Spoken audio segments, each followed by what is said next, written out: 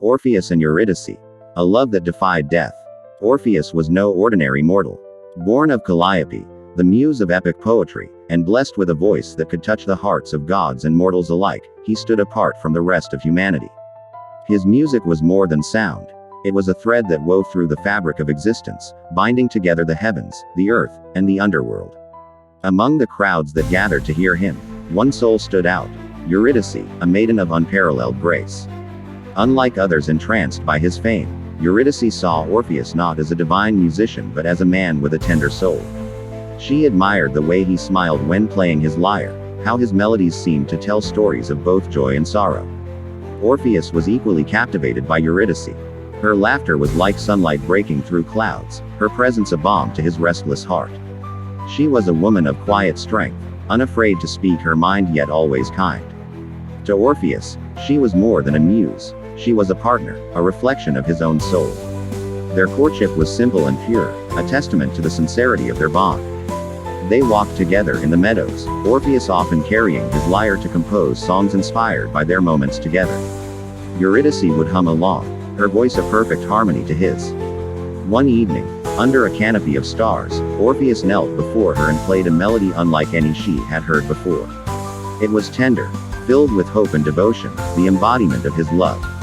When the final note faded, he whispered, "Will you be the song that I sing for the rest of my life?" Tears filled Eurydice's eyes as she nodded.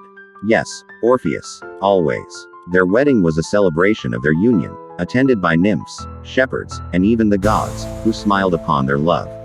Yet, unknown to them, the fates had already begun weaving a darker thread into their story. Their happiness was brief. One fateful afternoon, while wandering the woods alone, Eurydice stepped on a serpent hidden in the grass. Its venom coursed through her veins before she could cry for help.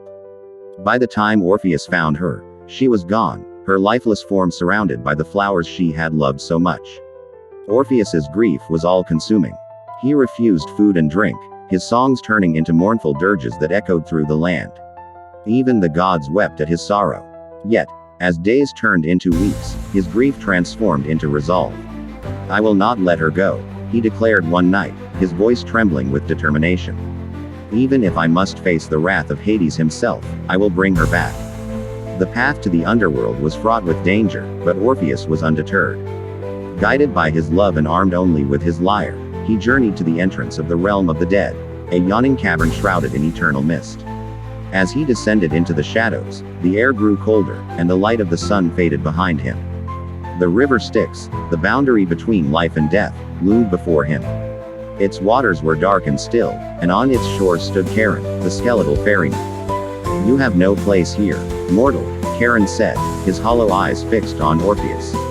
Instead of responding, Orpheus lifted his lyre and played. The melody was soft, a tribute to the love that had brought him to these forsaken depths. Charon, who had ferried countless souls without feeling, found himself moved. For the first time, his bony hands trembled as he gestured for Orpheus to board the boat. "Go," Charon whispered, "but know that few who enter leave unchanged." Beyond the Styx lay the gates of the underworld, guarded by Cerberus, the fearsome three-headed hound. Each of its heads snarled, its eyes glowing with an unnatural fire. Orpheus felt fear creep into his heart, but he steadied himself. With a deep breath, he played a lullaby.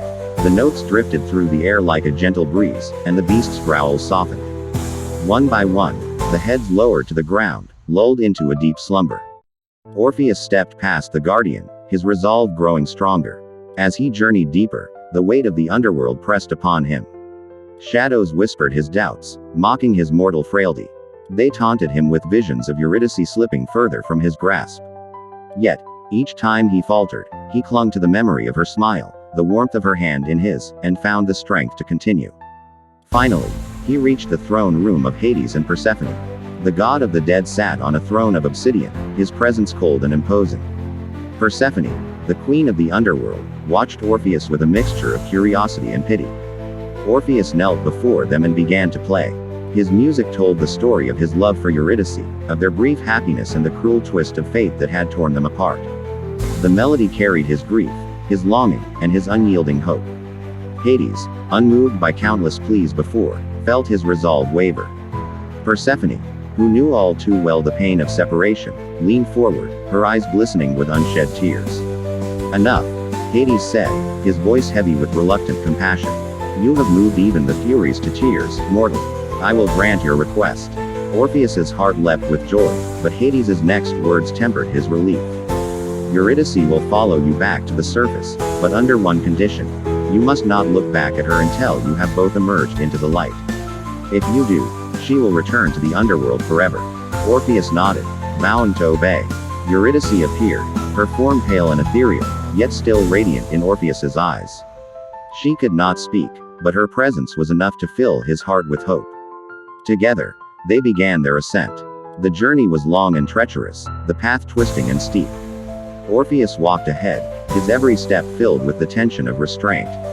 He longed to turn and reassure himself that Eurydice was truly there, but he kept his gaze fixed on the path before him.